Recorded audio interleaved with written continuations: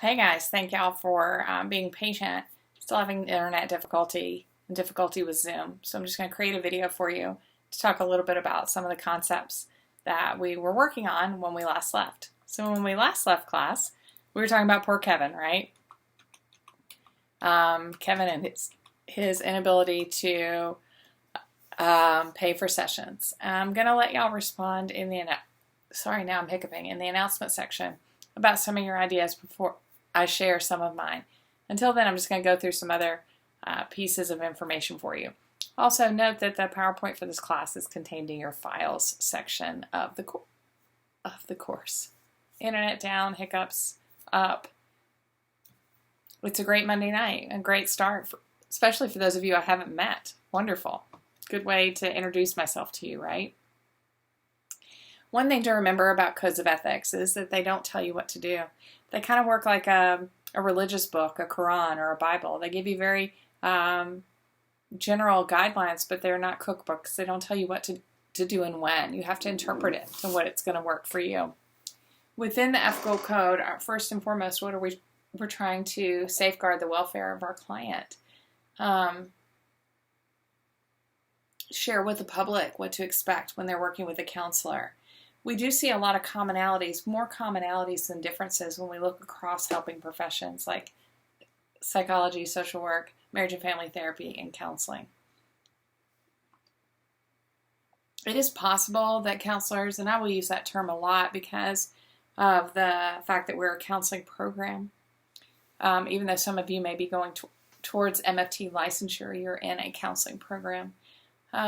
There's some things that counselors will do that will be unprofessional, but they aren't necessarily illegal or unethical. So, for example, you might have a counselor who's routinely late or dresses only in purple. This just might be weirdly unprofessional, but not unethical. Ethics are specific to the profession that has developed them. A little bit of a distinction between laws and ethics. Laws are created by state legislatures, federal legislatures, and courts, and they represent minimal standards, and they have penalties that include fines and jail time, whereas ethics are rooted in philosophy and created by professional association, and they represent ideal standard. Penalties in ethical violations include loss of license or professional sanctions, but not fines and jail time. It doesn't mean you couldn't have an offense that falls in both categories, and if a client decides to file a malpractice charge, chances are they'll be filing both ethical and legal. There are some codes of ethics that relate. I-1C specifically relates to conflicts between ethics and laws. If the ethical responsibilities conflict with the law or other legal authorities, you should try to resolve the conflict within the code of ethics, but recognize that you want to act in the best interest of the client, and the law may override ethical codes. Sometimes you can't solve a problem just with an ethical code, and you can't just learn the ethical codes and solve problems. So we'll learn to apply those codes in this class. Please download the code most appropriate for you, the ACA Code of Ethics or the MFT Code of Ethics, as I will expect you to be able to quote or to cite, rather, sections of the code that are relevant to whatever it is we're talking about. We'll talk more next week about ethical decision making, but in general, what you will do is go through a period of discernment of understanding the ethical concern, reviewing professional standards, examining the laws, consultation, and documentation. We have three approaches to ethics. We have the mandatory approach of will I get in trouble for this? The principle approach of what is consistent with what other people are doing, and the aspirational approach is am I doing what's best for my client? Many people operate only at the mandatory level of ethics. Is this going to get me in trouble if I do or don't do something? And I want to see you operating at the aspirational end of what's the right or best thing to do.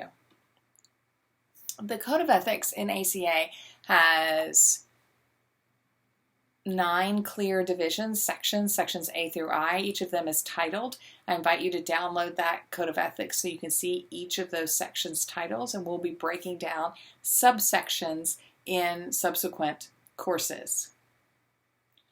So it comes down to then what do counselors tend to get in trouble for. They tend to get in trouble for things related to confidentiality, duty to warn, multiple relationships, which are also called boundary extensions. We'll spend a lot of time on that in the class. Issues related to diagnosis and treatment, and sometimes issues related to technology. Codes of ethics are primarily addressed under two professional organizations and under state licensure boards when there's a violation. So there's two major, each state has its own licensure board and can generally hear ethics violations if they're part of a licensure case. But also, ethics violations may come before the National Board of Certified Counselors or the American Counseling Association. The National Board of Certified Counselors does require when you have an ethical violation that you self-report those violations. And that might be if you get terminated due to an ethical violation, or you have a problem in a doctoral program due to a violation. If you commit a crime, not traffic charges, things like that, thank goodness, right? But any injury to person or property or any other legal matter does have to be, or any other criminal matter does have to be reported. And it's completed by the NBCC Director of Ethics, who may also initiate a review and interview. Generally no attorneys involved. Now, we have a separate way of attaching and approaching that when we look at ACA ethical inquiries. Inquiries is any time when somebody just contacts the ACA office and says, hey, is this unethical? Complaints are when somebody formally goes through the process of filing against an ACA member, and a sanction is what the ACA committee would actually render to that ACA member. So if you take a look at ACA inquiries, in fiscal year 14, which is the last year that we have data for, there were almost 6,500 inquiries. Almost 6,500 times people called, emailed, or wrote the ACA ethics manager and said, is this ethical? I have a concern. That has grown exponentially since 2006, when we saw only about 872 inquiries. And you have to wonder, why is that, right? Why go in less than 10 years from 872 to 6,500 inquiries? And primarily it's due to two things. One is we've done a really good job educating the public and our members on ethics, and a really good job allowing them access to the ethics manager to actually ask these questions. And the other thing is we've seen an increase in ethical inquiries from graduate students and students in graduate programs. And then finally, we simply are living in an increasingly litigious society where people are willing to pick up the phone and say, I don't think I was treated right. Now, an inquiry is not a sanction. An inquiry is not even a complaint. That's just a, hey, is this ethical type of thing. Most of those had to do with duty to warn or other responsibilities and boundary issues, although a good chunk also currently had to do with technology concerns. So out of that 6,500, hey, is this ethical, during the fiscal year that I just shared with you, how many complaints do you think were actually made? This was 2014. Almost 6,500 queries, 5 complaints. And of those 5 complaints, only 2 were accepted for adjudication. So only 2 even went to the ACA Ethics Committee. Why is that? It may be that the complaint itself did not attach neatly to a code of ethics. And it has to have a relevant provision in the code to be an ethical complaint that a board can rule on. It could be that the complaint or the violation occurred when the accused was not functioning as a professional counselor or a counselor educator. It could be that the person was not a member of ACA, because ACA has no jurisdiction over non-members. But before you start thinking, hey, maybe I just won't join ACA and that'll keep me from getting an ethics violation, the ACA Code of Ethics is still used as the gold standard in legal cases. So even if you didn't get, kicked out of ACA, you could still get sued. And then the ethics committee just might not be the right place for it. It might be more of a legal matter. Anytime a complaint appears to be frivolous or improper or has already been decided in another court, then we wouldn't decide it at the ACA level.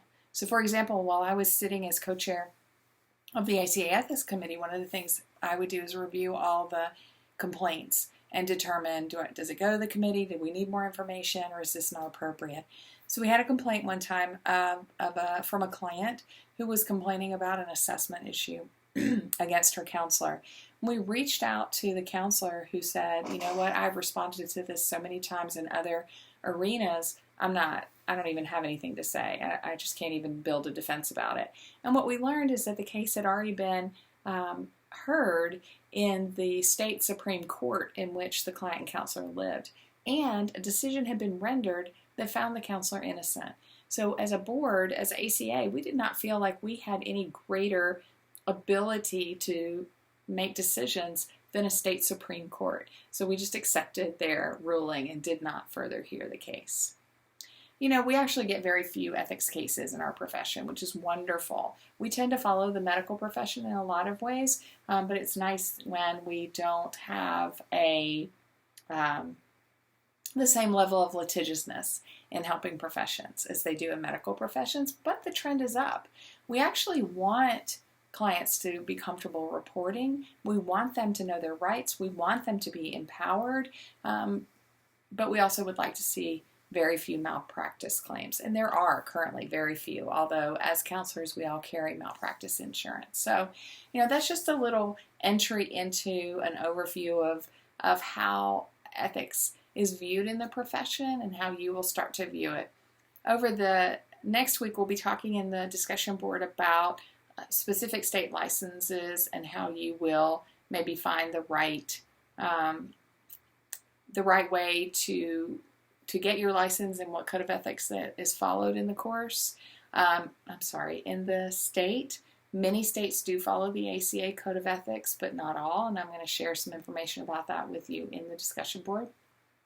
And then we will also then next week be working on how do you make ethical decisions. So we'll look more closely at that next week.